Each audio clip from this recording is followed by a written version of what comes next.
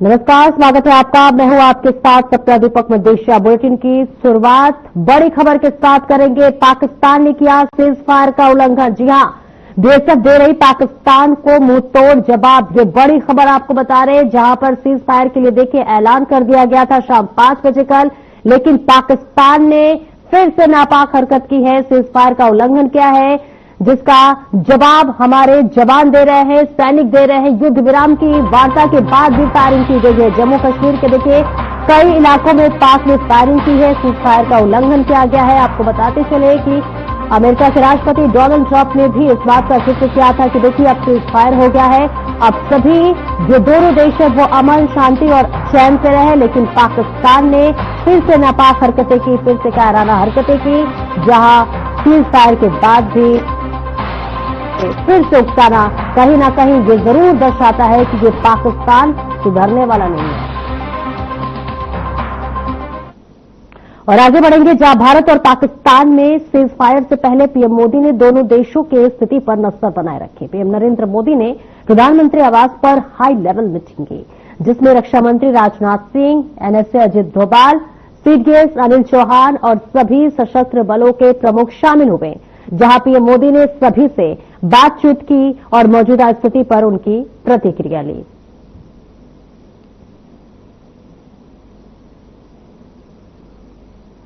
तो देखिए, दिल्ली से ये तस्वीरें आपको दिखा रहे हैं, जहां पीएम मोदी ने हाई लेवल मीटिंग की, क्योंकि कल जब ये ऐलान होना था कि अब देखिए अब सीज फायर होने वाला है, जो है दोनों देशों के बीच अब युद्ध को विराम किया जाएगा। उसके पहले प्रधानमंत्री नरेंद्र मोदी ने ये मीटिंग की थी। रक्षा मंत्री भी देखिए यहां पर मौजूद थे, एनएसए और सीडीएस भी यहां शामिल हुए थे। तमाम सैन्य अधिकारियों के साथ प्रधानमंत्री नरेंद्र मोदी की ये मीटिंग, जिसमें तमाम बातों का विचार करते हुए नजर आए कि किस तरह से जो है सीज फायर में क्या कुछ करना है और इसी के साथ साथ अमन, चैन और शांति बना के रखनी है।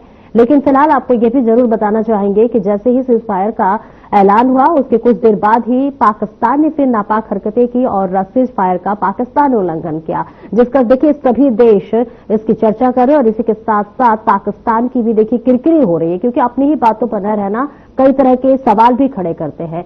लेकिन फिलहाल ये जो तस्वीरें हम आपको दिखा रहे हैं, ये प्रधानमंत्री नरेंद्र मोदी की अध्यक्षता में की गई वो मीटिंग की है, वो बैठक की है, जो कि सीज फायर के पहले प्रधानमंत्री ने रक्षा मंत्री, एनएसए और सीडीएस के साथ की थी। और आगे बढ़ेंगे, जहां स्थिति को लेकर हरियाणा सरकार भी अलर्ट मोड पर रही। सीएम नायब सिंह सैनी की अध्यक्षता में चंडीगढ़ स्थित सचिवालय में विशेष बैठक की गई। बैठक में मुख्य सचिव, गृह सचिव समेत वरिष्ठ अधिकारी मौजूद रहे, जबकि प्रदेश भर के कमिश्नर, उपायुक्त और पुलिस अधीक्षक वीडियो कॉन्फ्रेंसिंग के माध्यम से इस पूरी बैठक में शामिल हुए थे।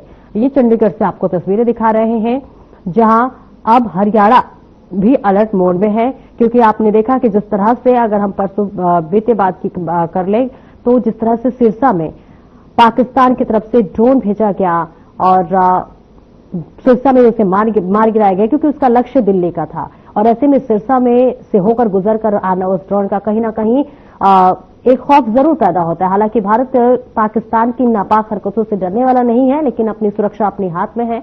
और इसलिए देखिए अब हरियाणा भी अलर्ट मोड में आ गया है, जिसके बाद से मुख्यमंत्री की अध्यक्षता में ये बैठक हुई है।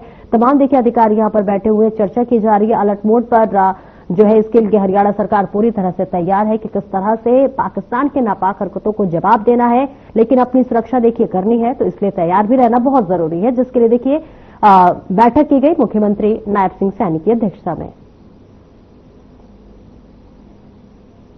और भारतीय सेना की तरफ से एक बड़ा खुलासा हुआ है। जी हां, आपको बता दें कि भारत और पाकिस्तान के बीच हुए मिसाइल अटैक में लश्कर-ए-तैयबा और जैश-ए-मोहम्मद से जुड़े आतंकी मार गिराया है। पाकिस्तान के मोस्ट वांटेड आतंकी ढेर कर दिए गए हैं। लश्कर-ए-तैयबा का मुदस्सर खाद्यान उर्फ अबू जिंदाल और अबू अक्शा उर्फ खालिद को भी मार दिया गया है। ये बड़ी उपलब्धि और बड़ी सफलता भी भारत की रही है, जहां साथ ही जैश ए मोहम्मद का हाफिज मोहम्मद जमील मोहम्मद, यूसुफ अजहर और मोहम्मद हसन खान को भी मार गिरा दिया गया है। तो देखिए किस तरह से आतंकियों का निस्तानबूद किया जा रहा है भारत की तरफ से। और देखिए ग्राफिक्स के जरिए भी हम आपको समझा रहे हैं कि वो तमाम आतंकवादी हैं जिन्हें जो है जमींदोज कर दिया गया है भारत की तरफ से। मुदस्सर खाद्यान उर्फ अबू को भी, अबू अक्शा उर्फ खालिद को भी जो है ढेर कर दिया गया। इसके अलावा मोहम्मद जमील को भी देखिए ढेर कर दिया गया है। ये सारे जैसे मोहम्मद के बताए जा रहे हैं, हाफिज मोहम्मद देखिए जमील को भी जो है आतंकियों को एक एक चुन चुन कर भारत ने मारा।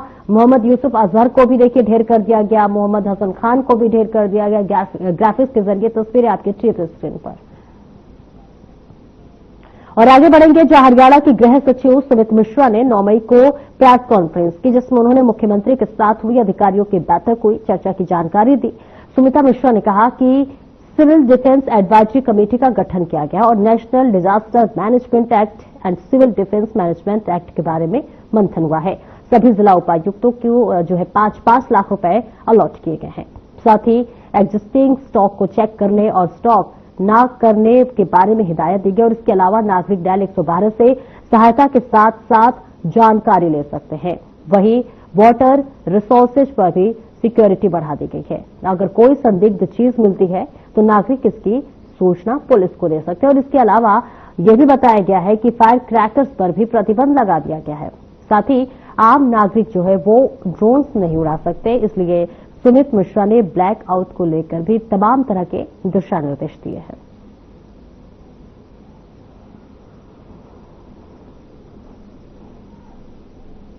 नोटिफाई करी है state level civil defence advisory committee.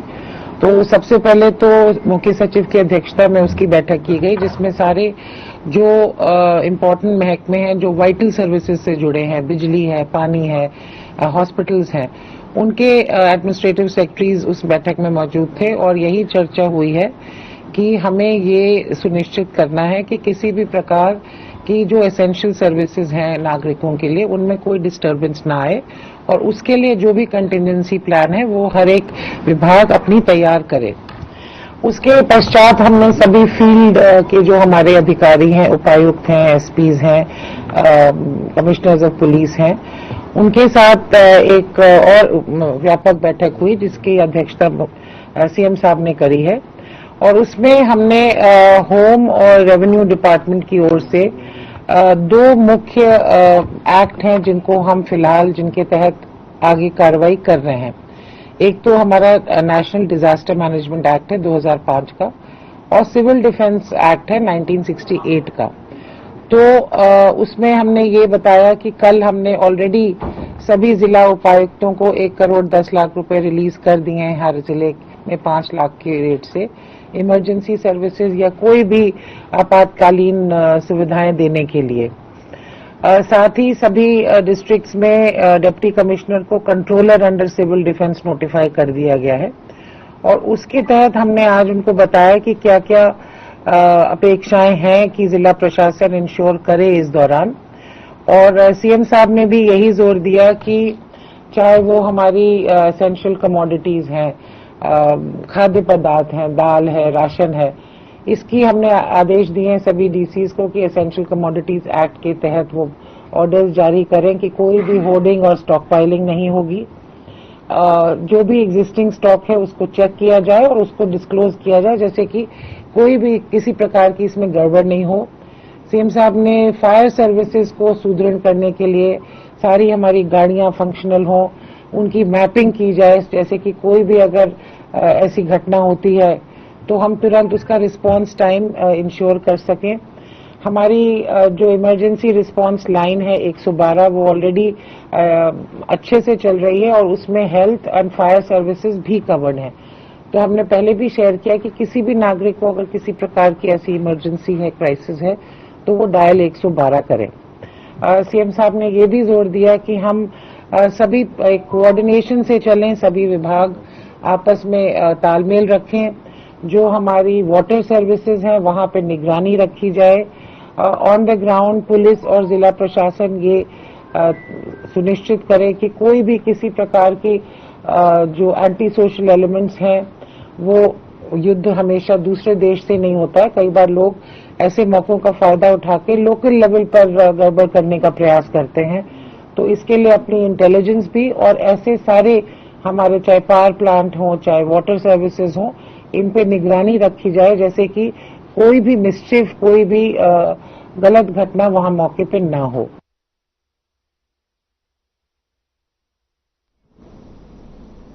और आगे बढ़ेंगे, जहां भारत और पाकिस्तान में हुए हमले के दौरान सिरसा में 2 जगहों पर वानिया चोंगी, खाजाखेड़ा और फिरोजाबाद चक साहिबा में डैमेज किए गए मिसाइल के टुकड़े मिले हैं। जी हां, दरअसल फिरोजाबाद चक साहिबा में गुरुद्वारे के पास मिसाइल नुमा पाठ मिलने की सूचना पर सुबह ही लोगों की भीड़ जुटनी शुरू हो गई थी और ऐसे में सूचना पर एयरफोर्स टीम मौके पर पहुंची और दोनों मलबों को अपने कब्जे में लिया।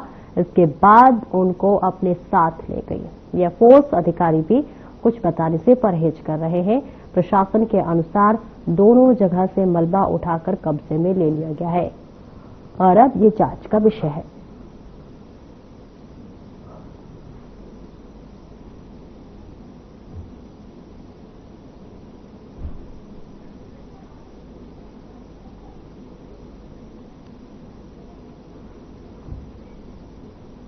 और भारत पाकिस्तान तनाव के बीच प्रशासन ने पूरे प्रदेश में हाई अलर्ट जारी कर दिया है और वहीं पंजाब और चंडीगढ़ में पाकिस्तानी हमलों की कोशिश के बाद हरियाणा में भी सुरक्षा व्यवस्था बढ़ा दी गई है। आपको बता दें कि इसके महेंद्रगढ़ जिले की बात कर ले तो देखिए, जिले में बॉम्ब निरोधक दस्ते ने डॉग स्क्वाड के साथ मिलकर व्यापक चेकिंग अभियान चलाया है।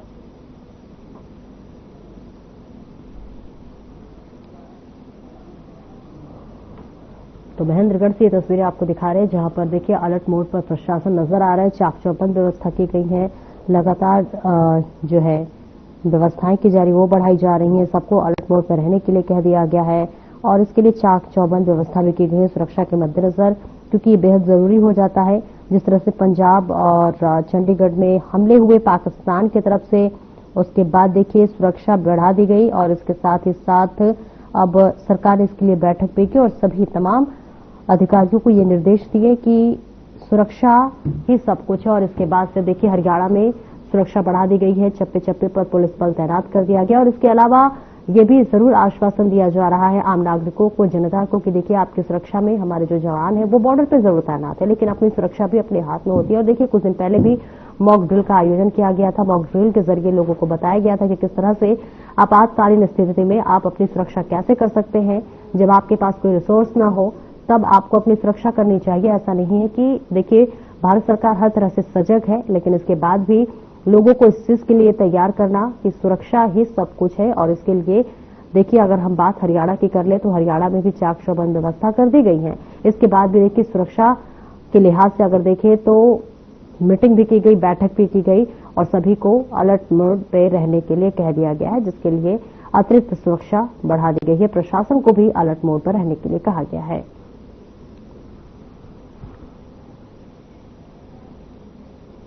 और आगे बढ़ेंगे, जहां फरीदाबाद की पुलिस चौकी अनखीर में विजय कुमार वासी गांधी कॉलोनी फरीदाबाद ने शिकायत दी, जिसमें उन्होंने आरोप लगाया कि 7 मई को वह ग्रोसरी का सामान लेने बडखल की तरफ स्टोर पर गया था। तभी वहां पर जफर नाम का व्यक्ति आया और उसके साथ गाली गलौज करने लगा, जिसका विरोध करने पर उसने शिकायतकर्ता को पीटना शुरू कर दिया और ऐसे में फोन करके कुछ लड़कों को बुला लिया, जिन्होंने लाठी और बेसबॉल के डंडों से शिकायतकर्ता को पीटा। तभी वहां खड़े लोगों ने बीच बचाव करके उसे छुड़वाया, जिस शिकायत पर पुलिस थाना सूरजकुंड में संबंधित धाराओं में मामला दर्ज किया गया है। उन्होंने अधिक जानकारी देते हुए बताया है कि पुलिस चौकी अंखीर ने मामले में कार्रवाई करते हुए आरोपी जफर, साबरी, अमन, आमिल, फैजान व सन्नी वासी बडखल को गिरफ्तार कर लिया है। तो फरीदाबाद से ये तस्वीरें दिखा रहे, जहां युवक की लाठी डंडों से देखिए पिटाई की गई है। पिटाई करने का हालांकि वीडियो भी सामने आया है, जिस वीडियो के आधार पर अब तहकीकात भी की जा रही है। पुलिस ने इसके जरिए 5 आरोपियों को गिरफ्तार कर लिया है और उनसे पूछताछ की जा रही है और ये भी पता लगाने की कोशिश की जा रही है कि आखिरकार इन सब के बीच में इस तरह की लड़ाई क्यों हुई, क्या कारण रहा है। फिलहाल ये तस्वीरें वायरल हो रही है। और फरीदाबाद के बल्लभगढ़ में बीते 28 अप्रैल को अधिकारियों द्वारा ऑन ड्यूटी शराब पीने के मामले में 10 दिन बीत जाने के बाद भी कोई कार्रवाई नहीं की गई है। मामले में अधिकारियों द्वारा ऑन ड्यूटी कर्मचारियों की शराब के मामले में दबाने की कोशिश की जा रही है। तो वहीं इस मामले में डीएफसी विभाग का अगर जिक्र कर ले तो देखिए अधिकारी इस कार्रवाई से अपना पर्दा झाड़ रहे हैं। बताते चले कि ऑन ड्यूटी शराब पार्टी करने वाले बल्लभ FSO सत्यनारायण, अभिषेक राणा, इंस्पेक्टर गिरीश मिश्रा, कृष्णमणि त्रिपाठी, संदीप कुमार और सेवादार बंटी का नाम शामिल है।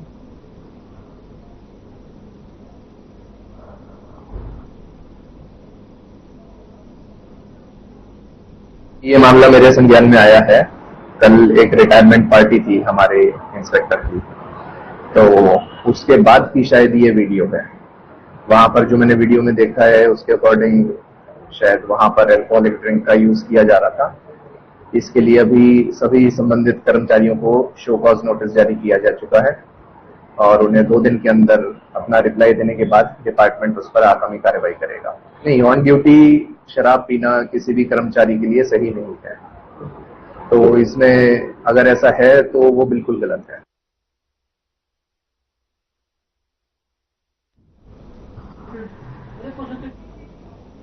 और आगे बढ़ेंगे जहां कुरुक्षेत्र पुलिस ने नशीला पदार्थ रखने के एक आरोपी को गिरफ्तार कर लिया है। अपराध अन्वेषण शाखा 1 की टीम ने नशीला पदार्थ रखने के आरोप में जसवंत सिंह वासी मोया खेड़ा जिला झालावाड़ राजस्थान को काबू करके उसके से कब्जे से करीब 1 किलो 780 ग्राम अफीम बरामद की है।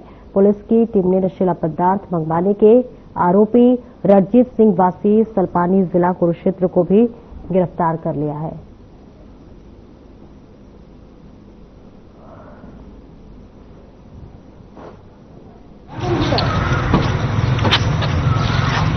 जैसा कि नशीले पदार्थों की जो तस्करी हो रही है उसकी धरपकड़ के संबंध में माननीय पुलिस अधीक्षक महोदय कुरुक्षेत्र के निर्देशन से ये1 की टीम के द्वारा एक अफीम की खेप जो कि 1 किलो 780 ग्राम अफीम थी वो पकड़ी गई है सिटी शहर के एरिया से।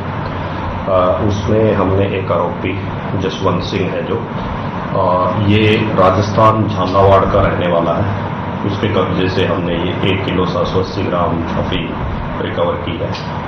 और जैसे कि ये देने के लिए आ रहा था एक आगे सलपानी कला का जिसका नाम रणजीत सिंह है, सलपानी कला थाना झांसा में इसने ये खेप मंगवाई थी। उसको भी इसी कड़ी में हमारी टीम के द्वारा पकड़ा गया है।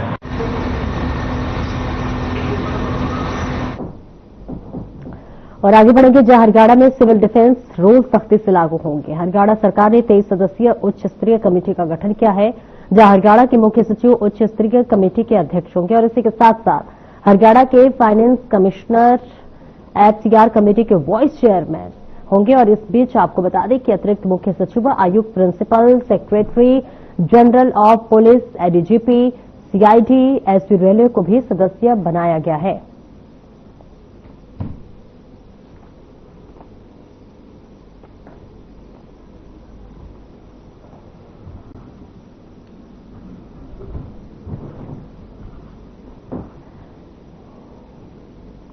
और चरखी दादरी में शुक्रवार को दोपहर हुई बारिश ने जिला प्रशासन के दांव की पोल खोल दी है। बारिश के कारण शहर के कई वार्डों में जलभराव हो गया, जिसको लेकर स्थानीय नागरिकों ने प्रशासन की कार्यप्रणाली को लेकर रोष जताया और गुस्सा जताया। और इस बीच स्थानीय नागरिकों ने कहा कि अभी तो मानसून की बारिश शुरू भी नहीं हुई है और अभी से शहर में जलभराव की स्थिति पैदा हो गई है। वह स्थानीय नागरिकों ने कहा है कि बारिश के कारण शहरवासियों को बहुत परेशानियों का सामना करना पड़ रहा है।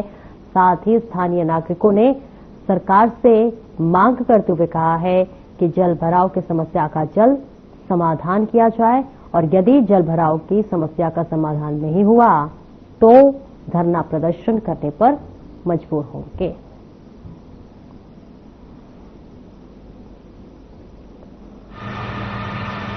झेलना पड़ रहा है बच्चों को स्कूल में लाने के लिए। जैसे ही हम स्कूटी पे रोड पे आए तो पानी इतना था कि स्कूटी चला ही नहीं पाए। ये सरकार की कमी है, प्रशासन की कमी है, आम जनता इससे बहुत दुखी हो चुकी है। इसकी व्यवस्था की जाए और सुधार किया जाए। बिल्कुल बिल्कुल आ रही है, क्योंकि कुछ कर ही नहीं रही प्रशासन। कुछ करे तो आज बिल्कुल भी दिक्कत ना हो। जो दिक्कत आज रोडों में पानी भरा हुआ है, बिल्कुल प्रॉपर रूप से बाजार में पैर टेकने के लिए जगह ही नहीं है। बिल्कुल सीवर लाइन तो खुलती ही नहीं है, चरखी दादरी की तो बिल्कुल भी नहीं खुल रही, क्योंकि सीवर लाइन जब तक नहीं आएंगी तब तक सीवर लाइन का कोई फायदा नहीं है रोज खुलवाने का। एक बार सोच के देखिए आप, अभी तो मानसून भी नहीं आई है, उसके बावजूद भी चरखी दादरी की गलियों में ये हाल है। और साथियों आज बहुत सारी स्कूटी, बहुत सारी बाइक, बहुत सारे ऑटो बंद हो चुके हैं। यानी कि एक चंद बारिश के मामले में अगर ऐसा हो सकता है तो मॉनसून अभी आएगी तो साथियों क्या हो सकता है। ये कहीं न कहीं हमारी सरकार की कमी है। जिला हमारा बन चुका तहसीलदारी, उसके बावजूद ये हाल है। तो सरकार से मेरा निवेदन है और पूरे इलाके की तरफ से ये जल्दी जल्दी इसको ठीक करवाया जाए। अभी आप देखो हाल क्या है, बेहाल है। अगर सरकार ये काम नहीं करती है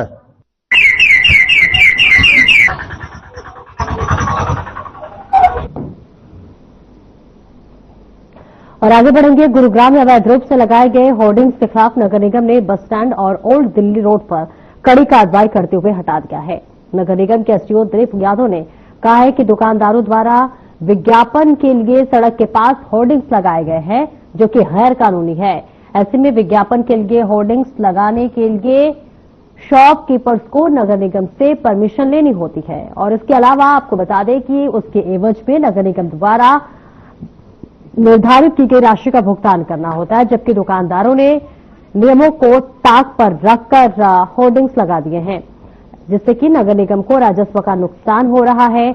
और वहीं एसडीओ दिलीप यादव ने दुकानदारों को कड़ी चेतावनी देते हुए कहा कि अवैध रूप से जो भी होर्डिंग्स लगाए गए हैं, ऐसे में अतिक्रमण करने के खिलाफ नगर निगम विशेष अभियान चला रहा है। अवैध रूप से होर्डिंग्स लगाने वालों पर भारी जुर्माना भी लगाया जाएगा।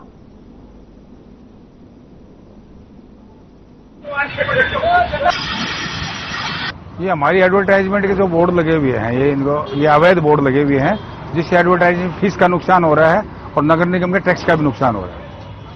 अवैध खोखे वालों को हम 15 दिन का टाइम देंगे, उसके बाद जेसीबी से उनको तोड़ देंगे, नहीं हटाएंगे। नियमानुसार मैं तो जनता से आपके माध्यम से यही कहूंगा कि नियमानुसार अपना निर्माण करें और नक्शा पास करवा के करें, प्रॉपर उसकी फीस जमा करवा के अवैध निर्माण ना करें, वरना सारे अवैध निर्माण तोड़े जाएंगे। वो होर्डिंग अपने जो है ना प्रॉपर नगर निगम से परमिशन लेकर के और प्रॉपर फीस भर करके, एडवर्टाइजमेंट ब्रांच है हमारी, वहां से फीस भरो और प्रॉपर ढंग से लगाओ अपनी फीस जमा करके।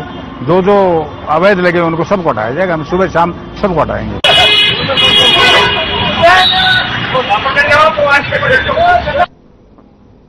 और खबर सिरसा से, जहां पुलिस अधीक्षक डॉक्टर मयंक गुप्ता के दिशा निर्देशानुसार जिला पुलिस ने नशीली गोलियों व अन्य प्रकार का मेडिकल नशा बेचने व खरीदने वालों पर ताबड़तोड़ कार्रवाई करते हुए बेचने वालों पर शिकंजा कसा है। जी हां, आपको बताते चले कि इसी कड़ी में जिला के सीआईए एलानाबाद पुलिस टीम ने ड्रग कंट्रोलर विभाग की टीम को साथ लेकर महत्वपूर्ण सूचना के आधार पर सिरसा के सब्जी मंडी क्षेत्र से एक युवक को 17,100 नशीली गोलियों सहित काबू करने में सफलता हासिल की है। और इसी के साथ साथ बताते चले कि नशा बेचने वालों पर पुलिस की ये बड़ी कार्रवाई हुई है।